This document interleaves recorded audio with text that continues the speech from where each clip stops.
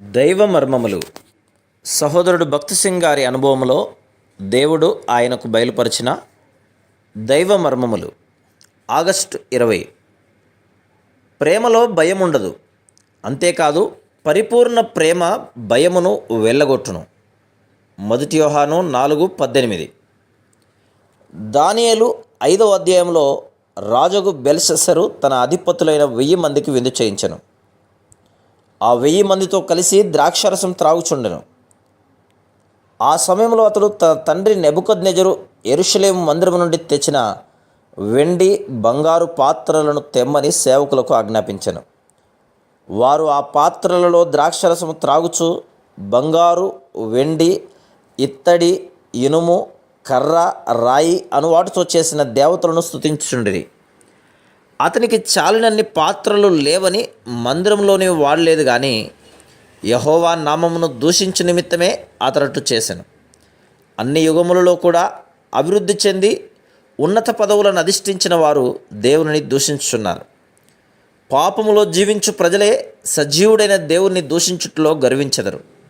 వారే దేవుని వాక్యమునకు విరోధంగాను దేవుని ప్రజలకు విరోధంగాను మాట్లాడుటలో ఆనందించెదరు. ఒక ఉదాహరణ చూడండి. బైబిల్లోనూ ఖురానులోనూ చాలా విషయములు ఒక్కటిగా ఉన్నవి. అయితే హిందువులు మహమ్మదీయులను గురించి కానీ ఖురాను గురించి కానీ ఎక్కువగా మాట్లాడరు, కానీ బైబిల్కు విరోధంగా మాట్లాడెదరు, క్రీస్తును దూషించెదరు. ఆ గడియలోనే గోడ మీద రాయుచున్న హస్తమును రాజైన బెల్షస్సరు చూసెను. ఆ గోడ మీద కొన్ని మాటలు రాయబడెను. అయితే ఆ మాటలను అతడు చదవలేకపోయాను. ఆ భాష అతనికి తెలియదు. అప్పుడు రాజుకు భయం కలిగెను. భయము చేత అతని నడుము, కీళ్ళు సడలి మోకాళ్ళు గడగడ వణుకుచు కొట్టుకొనుచుండెను. భయం అనున్నది చాలా భయంకరమైంది. అనేకులు భయముచే వణికిపోయేదరు. ఇప్పుడైతే ఈ రాజు శరీరమంతయు భయముచే వణుకుచు కొట్టుకొనుచుండెను. 6-7 వచనములు.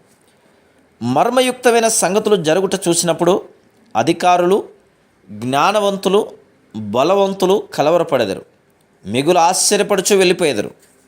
ప్రభు తన ప్రజల విషయంలో ఎప్పటికీ తప్పిపోడు.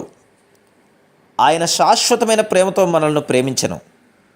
భూమి పునాదులు వేయబడక మునుపే మన ఎడల గొప్ప సంకల్పం గలవాడై క్రీస్తులో మనలను ఏర్పరచుకునెను. ఎఫెసీ 1:4. అయినను మనము జయించు వారంగా ఉండినట్లయినచో అట్టి వాటికి భయపడం.